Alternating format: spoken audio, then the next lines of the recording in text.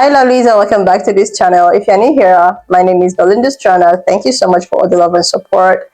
Don't forget to please subscribe to this channel, turn on notifications so that anytime I upload a video, you'll be the first person to be notified. And to my returning subscribers, to those people that share my videos, leave commentaries, and also educate each and every one of us, you guys are the real MVP. Alright lovelies, let's dive into today's video. So lovelies, I came across this video on my For You page on TikTok and I thought to share with you guys where a lot of people are actually out to talk about how they are the real true chosen people, like they are the 12 tribes of Israel. Like this got me shocked, like where or how is it that I was not even aware of this? Because of what I have been researching for a long time, it actually says otherwise. I'm just going to roll the clip as well as some of other stitches I was able to put together.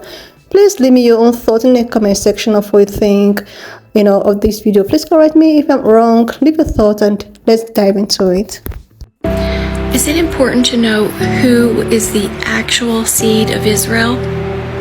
Yes. I didn't want to make this video, and in a minute you'll understand why. And when I asked why do I need to, this is the answer that hit my heart. The Father's chosen seed is scattered and lost, and they don't know who they are. They call themselves by another name. They think the laws of the covenant are not for them, but for other people in another land. But the Father's chosen seed, the 12 tribes, were scattered to all four corners of this earth, and they lost their identity. Let's read about what Israel looks like in 2 Samuel chapter 17, verse 42. And when the Philistine looked about and saw David, he despised him, for he was a youth and ruddy and of handsome appearance. And if you look up ruddy, what that means is reddish of the hair or the complexion. Another description here in Lamentations chapter 4. Her Nazarites were brighter than snow and whiter than milk, more ruddy in body than rubies, their cut like sapphire. Now notice here it says her Nazarites were brighter than snow, so they were. But then what happened? Their appearance has become blacker than soot. They have become unrecognized in the street. Their skin has shriveled on their bones. It has become dry. It has become as wood. Better off were those pierced by the sword than those pierced by hunger. So they were starving, and so that's why their appearance changed. Let's read the description of Solomon in Song of Solomon chapter 5, verse 10. My beloved is dazzling and ruddy. There it is again. Chief among 10,000. His head as refined gold. His locks are wavy, black as a raven. His eyes are like doves by streams of waters, washed with milk and fitly set. His cheeks are like a bed of spices, raised bed of scented plants. His lips are lilies dripping flowing myrrh. His hands are rods of gold set with beryl. His body is carved ivory, covered with sapphires. His legs are columns of marble, founded on sockets of fine gold. His appearance is like Lebanon, choice as the cedars. I find it strange that every other nation, which nation means race, can be proud of who they are and talk about who they are, except for white people. Don't you find that strange? Not that I think anyone should be proud. We should all walk in humility, loving one another, no matter what race we are. Now, am I saying we are saved because of our bloodline? No. There are plenty of wicked white people out there. We are only saved by faith in Messiah and obedience to the commandments of the Most High. Also, I'm not saying that only the descendants of Israel can be saved. No, no, no, no. Isaiah 56, and this is so beautiful, you guys. Thus said the Most High, guard right rulings and do righteousness, for near is my deliverance to come, and my righteousness to be revealed. Blessed is the man who does this, and the Son of Man who becomes strong in it.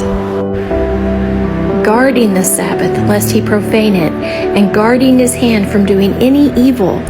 And let not the son of the foreigner who has joined himself to the Most High speak, saying, the Most High has certainly separated me from his people.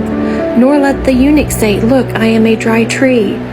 This is just so awesome. Let not the son of the foreigner who has joined himself to the Most High. There you have it, right there. You can join yourself to the Most High. For thus says the Most High to the eunuchs who guard my Sabbaths and have chosen what pleases me and are holding on to my covenant. It is conditional, you guys. It has always been conditional, even for the bloodline of Israel. To them I shall give in my house and within my walls a place and a name better than that of sons and daughters. I give them an everlasting name that is not cut off. So the foreigner, the sons of the foreigner, get an even better name than sons and daughters. What a beautiful promise. Also, the sons of the foreigner who join themselves to the Most High to serve him and to love the name of the Most High, to his servants, all who guard the Sabbath and not profane it and are holding on to my covenant, them shall I bring to my set apart mountain and let them rejoice in my house of prayer. Their ascending offerings and their slaughterings are accepted on my slaughter place.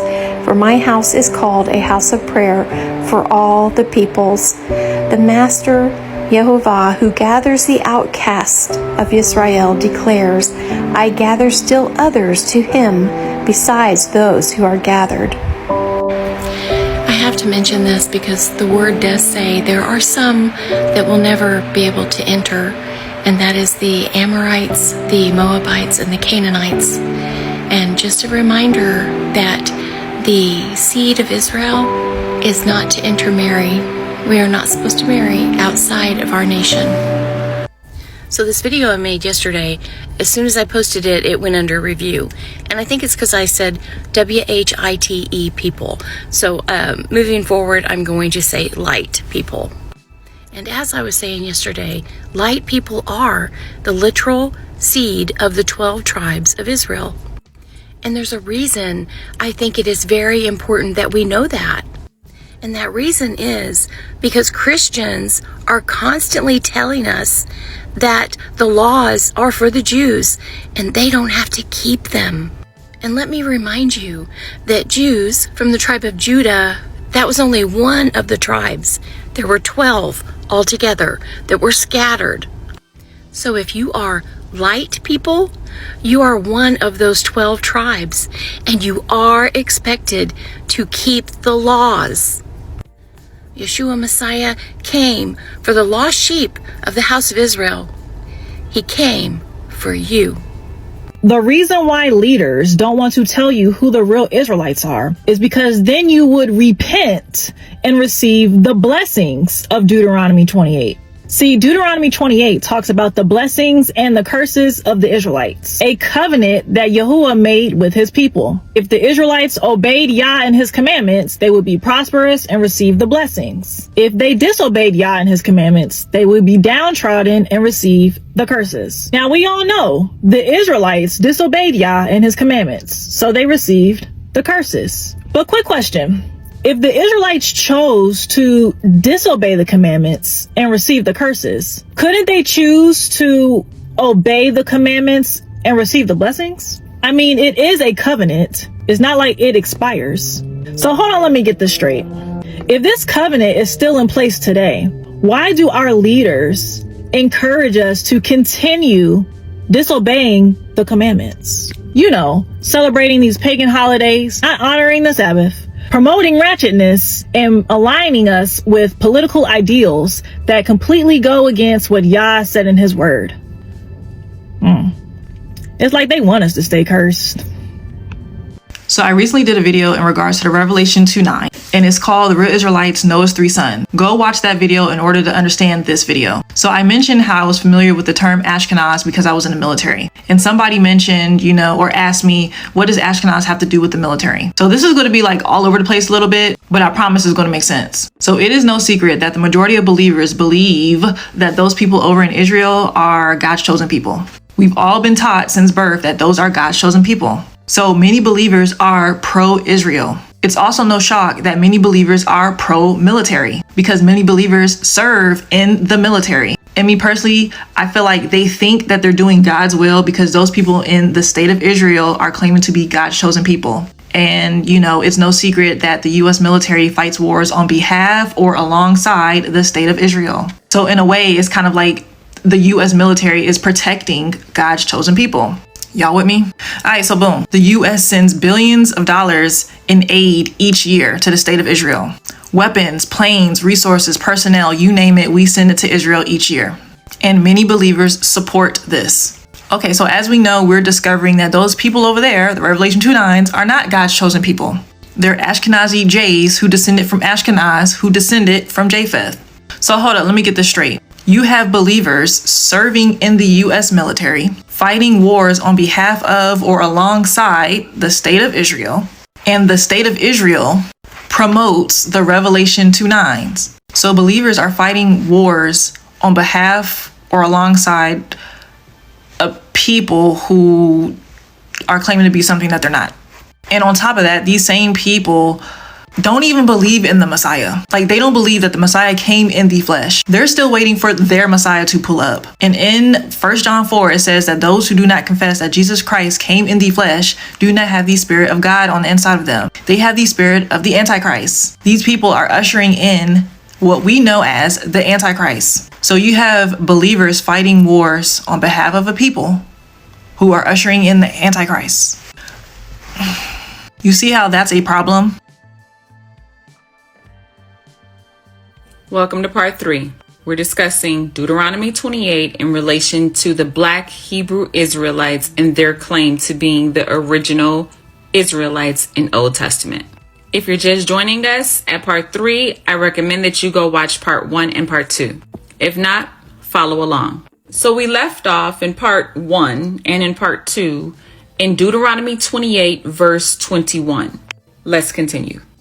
So this is where we left off. So in Deuteronomy 28, we have the blessings and the curses that were given to the children of Israel. I went over this in parts 1 and 2. I recommend that you catch up and check out those videos. So where we left off is, it says, the Lord will afflict you with diseases until none of you are left in the land you are about to enter and occupy. Now, I want you to understand that Deuteronomy 28 is not necessarily a prophecy. It is a warning. It's a warning that tells us if you do this and obey, you will be blessed. But if you don't do this and obey, you will be cursed. So it's not necessarily a prophecy, it is a warning. These curses did in fact come upon the children of Israel in Old Testament. In part 2, I pointed out that the 3 sons of Noah, Shem, which is this line of Israelites, and Ham's descendants, which is the brother of Shem, and Japheth, which is the brother of the other 2 sons, we know that from that understanding in Genesis 10, that these people that God was talking to, that I broke down in part 2, is from the line of Shem. So, with that being said, we know where Ham's people ended up descending. They resided, according to Genesis 10, in Africa. It says right here in the Table of Nations, Genesis 10, that Ham's offspring They are the offspring of the Canaanites, Egyptians, Philistines, Hittites, and Amorites. The Bible also tells us that the offspring of Ham's descendants settled in these nations and the rest of Africa. So if blacks are from Africa, then blacks are from the line of Ham. Whites and Europeans and those of Asia Minor are from the line of Japheth. And those of the Jews, and only the Jews, are from the line of Shem. Blacks, Africans, and the offspring of Africans, along with the Middle Easterns, are from this line. Moving forward, coming back to Deuteronomy 28, if blacks settled in Africa after the flood from the line of Ham, how is it that God was telling Shem's line, this line, we know that this is Shem's line because it gave us the genealogical record from Adam to Noah, and then from Noah to Abraham, and from Abraham to Isaac and Israel, down to the 12 tribes to where we are now. The word says that all of these things, these blessings and these curses, will be put upon them if they obey or if they don't obey. And it's going to be done until none of you are left in the land you are about to enter and occupy. About to enter and occupy. So in Genesis, we know that they settled already. They were already settled in Africa. They weren't on a journey to get to Africa. They were already there. There's no way that Africans were the Israelites that God was talking to. If black people came from Africa from the beginning after the flood, there is absolutely no way that blacks or Africans were the original Hebrew Israelites. No way. The Bible gives us the record. Let's now continue to read the remaining chapter of 28. And let me break down every single verse moving forward. And I will be able to show you throughout Old Testament who God was talking to, and that these blessings and curses that were spoken only to the Hebrew children of the Old Testament was already fulfilled. So from here, meet me over at part 4. Like, seriously, lovelies, when I saw the stitch that I put up here by this pink-colored woman trying to, make it seem as if they are the chosen people and all of the things she read from her own scripture, I was like, what is she talking about? And the way at which, some of these pink-colored people want to be centered around everything. They want to be included around, they just want to be the ones, like, seriously, without even knowing that these people that you are being oppressed about, you have actually, enslaved for over 400 years, and that are the actual people that was, talked about in the Bible. But they don't want to believe that. They don't want to actually say, okay, we give up. When putting upon this word and everybody is saying the truth, I know that a lot of people will come with so many claims to actually debunk, trying to make it seem as if those things that were said in the Bible and all of that is not people that looks like me.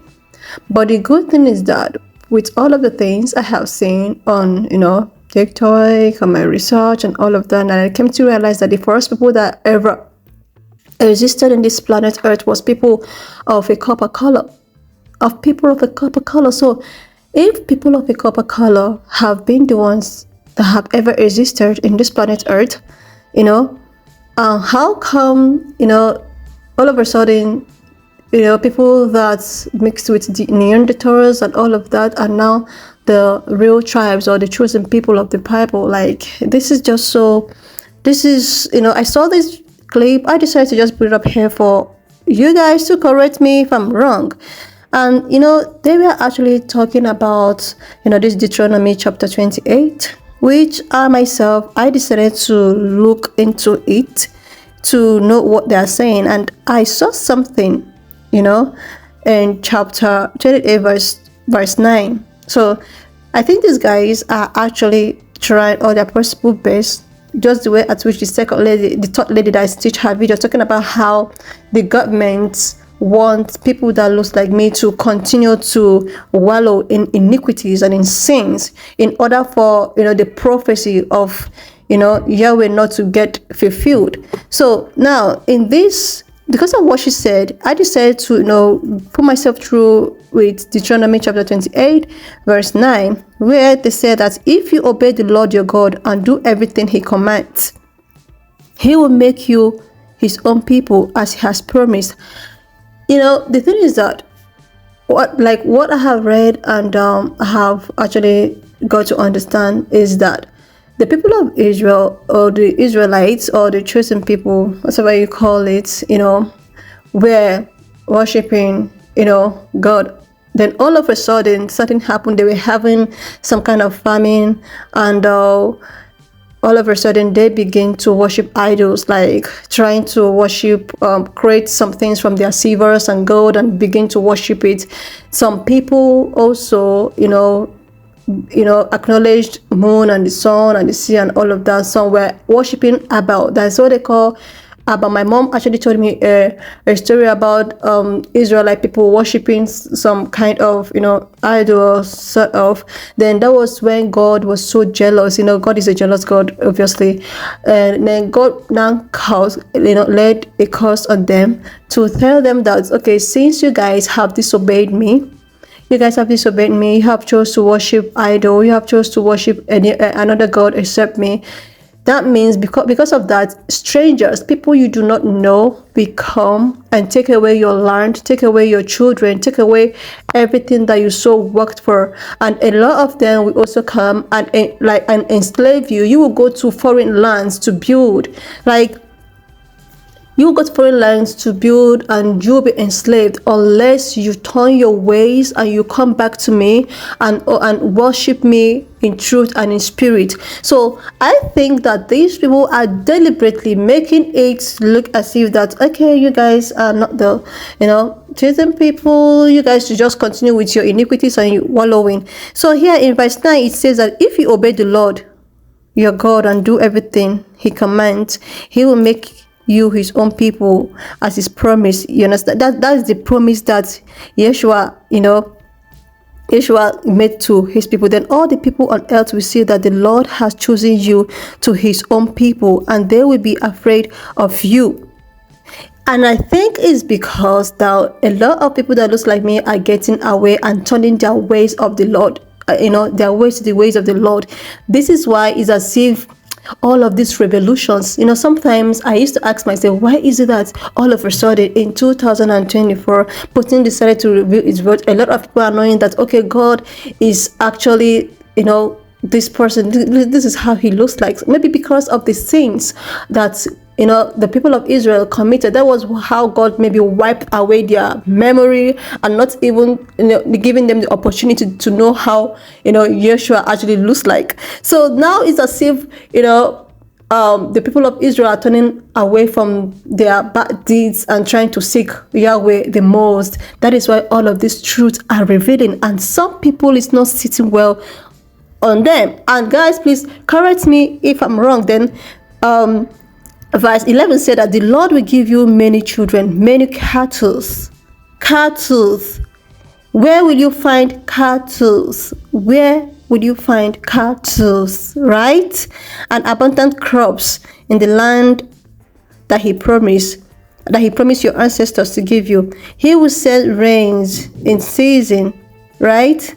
Blessings all with all your works. Then verse in verse 68 say that the Lord will send you back to Egypt. That's if you disobey God continuously. If you continue to disobey God, he said that he's going to send you back to Egypt in ships, even though he said that you would never have to go there again.